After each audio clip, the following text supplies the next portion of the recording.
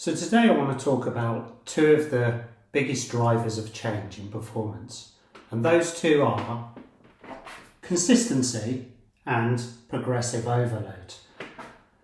Consistency really is a big driver. So when you look at the riders who get to their full potential, shall we say, often you can see back in history there's very little gaps in the training. So they're very consistent. It's not necessarily that they did something radical, it's that they did something kind of boring, which is consistently went out training, consistently showed up at the gym, consistently ate the right food, consistently went to bed, and so on and so forth.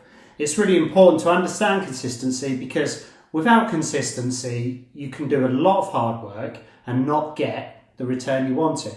So in an ideal scenario, what we're looking to do with our fitness is we put in some training and we improve our fitness, and over the months, days, months, years, whatever, this kind of thing is going to happen. Now there's going to be some undulations in that. There's going to be times when you lose a little bit of fitness, and that's desirable so that you can recover and adapt. But really, over each year you want to be looking like that. Now what happens to a lot of people is they train really, really hard. They do this bit, they gain the fitness, they go to their event, they taper off a little bit, and then they lose all the fitness. Okay, and then next year,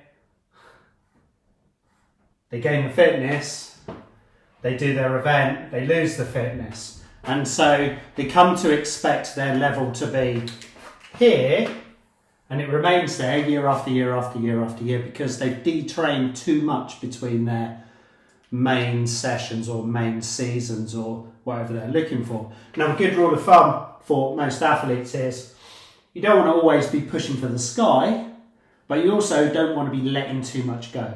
So a week off after a main race, I don't think is any big deal. Some people will struggle to do that, but I think it's really good practice. A whole month off, you're going to lose a lot of fitness, and all the research shows that all sorts of things start to decline quite rapidly from 2 weeks on. Okay, so consistency, really, really important. Progressive overload tells us that we do some training, there's a stress there, it challenges the body, it asks it to do something maybe it's not very good at, or it's not yet mastered. The body then gets the time to adapt, it adapts, and next time if you hit it with the same stimulus, it can cope with it much better.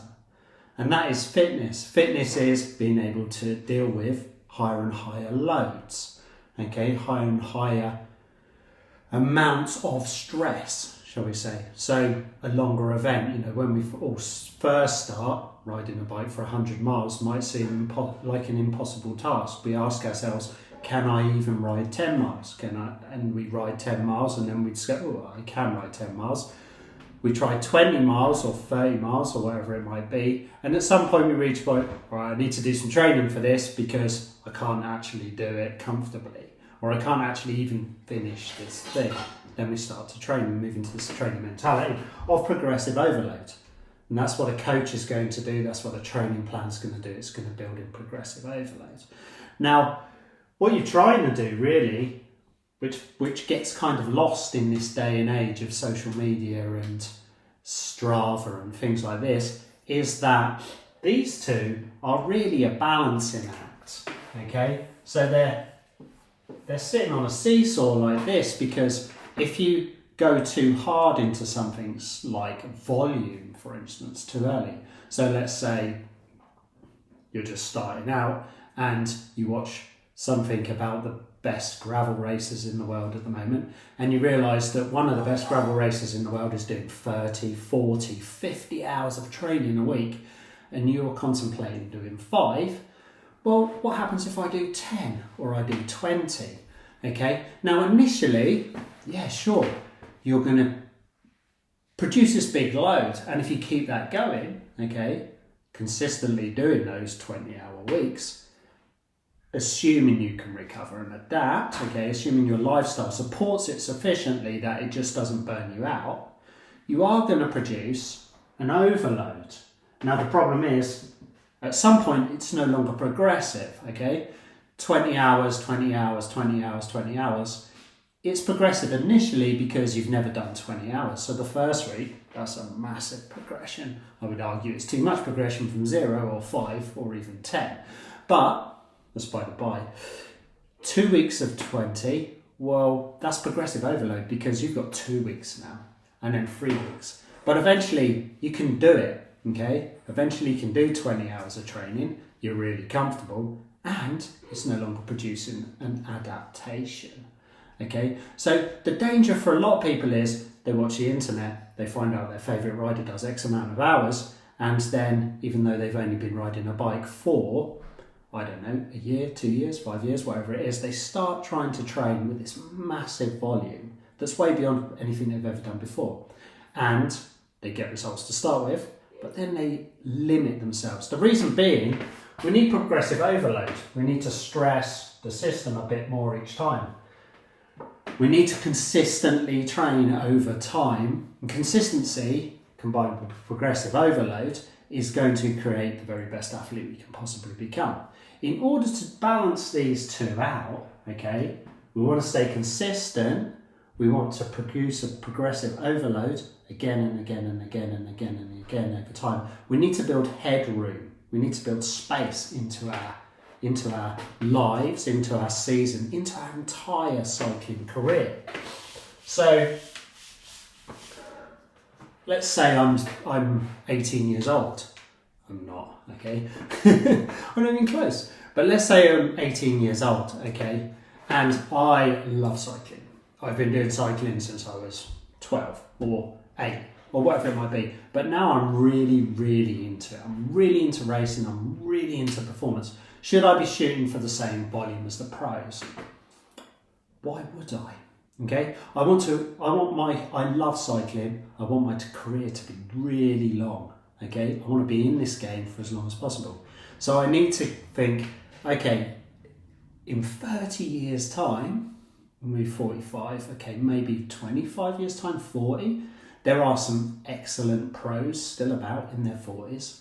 If I want to last till I'm 40, okay, what's the maximum amount of training I could possibly be doing? Okay. Now, maybe I think at 40 I might be able to still consistently do 40 hours a week. Well, if I'm 40 and I can do 40 hours a week, okay, and I want progressive overload over time, all my years ago, build one on top of the other, okay? So really what I'm thinking about here at age 18 is what's the minimum load I can apply that's going to cause an adaptation?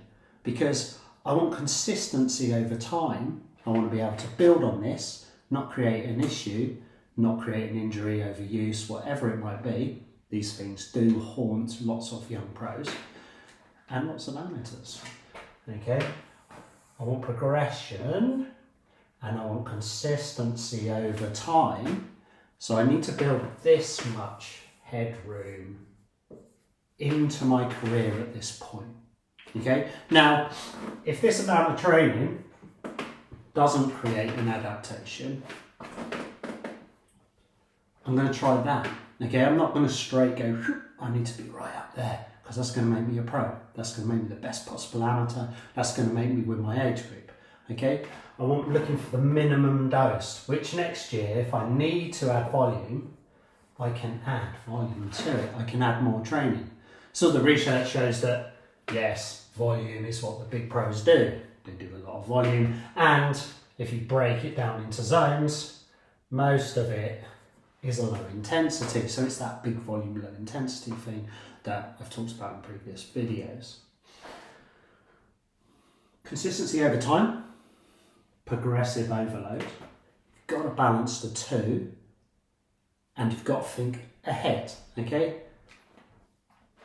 The issue of starting here, yes, maybe your first 3 years create a standard, but the problem you've got is it won't be the standard you get to here if you do it like this.